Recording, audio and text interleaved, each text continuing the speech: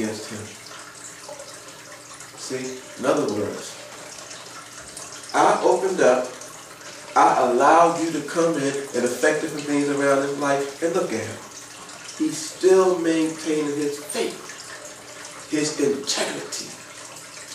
How many of us, and this question is specifically directed to whosoever considers themselves to be a believer. How many of us do that?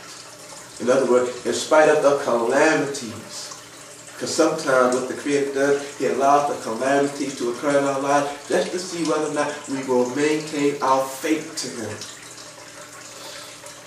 How many of us do and have that integrity? So let's move on.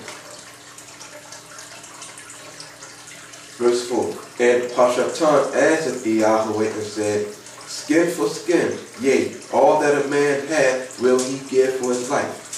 But put forth thy hand now and touch, once again, his bone and his flesh, and he will curse thee to thy face. Now, look, again we see the power that the adversary is asking for to deal with an individual. But you know what we also see? How the adversary constantly goes before the Creator. Goes before the Creator. If you let me do this to this person, I'll make him curse you. Let's see. Verse 6. And Yahweh said unto Pashatan, behold, he is in thine hand, but save his life. I'm going to allow you to bring some pain to the man's body. I'm going to allow you to afflict him, but don't take his life. And keep in mind, the focal point again, when you're under the protection of the Most High, the adversary can't touch you. He can't take your life. But what's happening to the world out there who don't have that hedge around them because they don't believe? Because their minds have been blinded by the God of this world. Where does the ungodly and the sinner appear?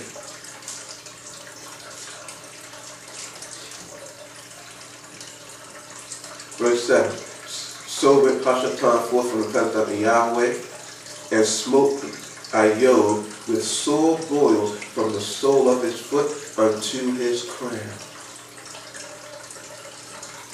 So let's make a comparison now. Let's go to 1 Peter chapter 5 and verse 8. Which reads, be sober, be vigilant. See, first be sober. In other words, sober in contrast to being drunk. Keep that in mind. Be vigilant. You know, being vigilant means like to be steadfast, opposed to being slack. Because your adversary, the devil, as a roaring lion, walketh about, you see, going to and fro through the earth, walking up and down in it, as a roaring lion walketh about, seeking whom he may devour.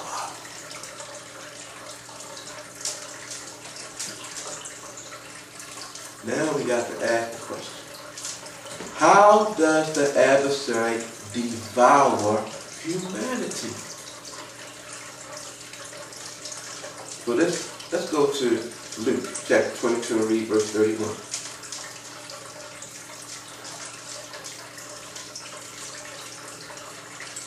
And Adonai said, Shemun, Shemun, behold, Pashatan hath desired to have you, that he may sift you as wheat. Now, how many of you are familiar with a sifter? Now, when I was growing up, what a sifter was, there was a metal piece, and if you look inside, it had a screen in it. And what you would do, you put the flour or the sugar, whatever it is that you wanted to sift, and you would hold it up by the handle, and there was another handle on the side. And what you would do, there were these two metal pieces inside. They would, when you turn the handle, they would turn. And what they would do, they would break down whatever was in there, the flour or the sugar, and then they further through the bottom, then it became more powdery. So that's what a sift is. Think about that. So here's the question. When it says that he may sift you as wheat, what does that imply? Now it doesn't mean something that he's going to do to the physical body. It doesn't mean that he's going to take the physical body and grind it up. That's not what he's saying. When he said that he may sift you as wheat, it's talking about his mind. In other words, that's like with Babel. His intent is to confuse you. And how does he confuse you? We want to see various options. Has Elohim said? He's going to ask questions to instill doubt. You shall not surely die. He's going to tell you a lie. First he caused you to doubt the word, then he's going to feed you a lie so that now you're confused. Why did he? Is that true? So read this fairy tale over here. We see about the talking dead. Go out on the street.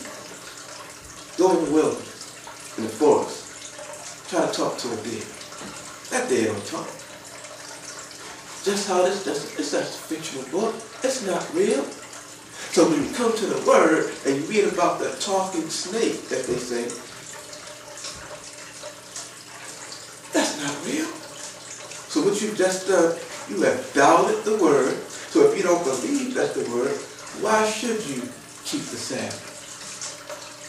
Why should you maintain the dietary law? Why should you do any of those things? Think about that. See, this is how the adversary works. And again, what we're dealing with, the power of suggestion. What else has that adversary suggested?